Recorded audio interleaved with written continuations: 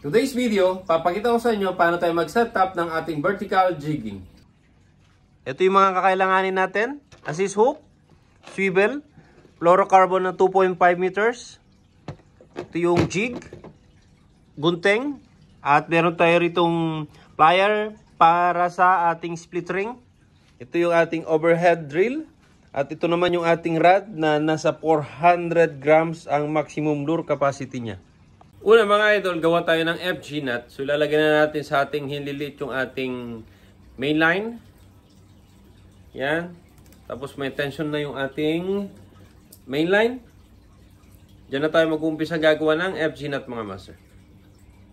1, 2. So pagkatapos natin gumawa ng FG nut mga master, susunod na natin gagawin ay ilalagay na natin itong fluorocarbon sa ating rod.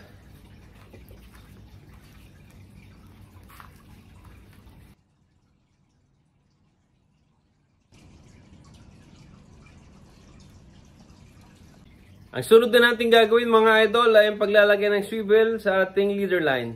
So ilalagay lang natin yung leader line. Then lalagyan natin yung ating daliri. Paikutin natin ng 4 na beses. 1, 2, 3, 4. Lagyan natin sa may loop sa may daliri.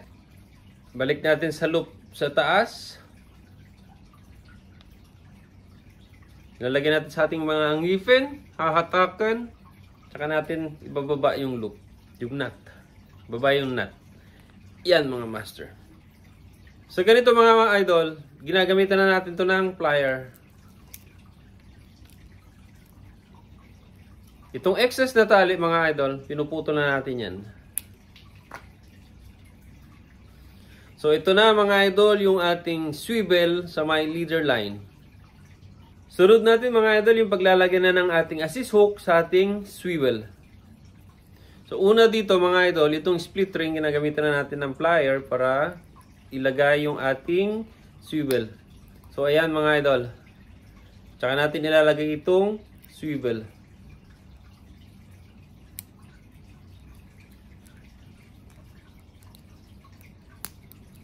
So ayan mga idol, nakalagay na yung ating assist hook sa ating swivel. Pag nasa biyahe na mga idol, nilalagyan na natin ito ng rubber band. Tsaka natin ito inalagay sa handle ng ating reel. Ayan mga idol, ganyan itsura niya pagka kasalukuyan nagbibiyahe sa bangka papunta sa spot. Ito yung ating assist hook na may rubber band na naka-attach sa may handle ng reel. Sa assist hook may nakalagay na split ring papunta sa swivel. At ito naman yung ating leader line. Papakita ko naman sa inyo paano paglalagay natin ngayon sa hook sa ating jig. Pagka naka-open ng ganyan, nilalagyan na natin itong ating jig. Tsaka natin ngayon paikutin na itong split ring. Yan mga idol.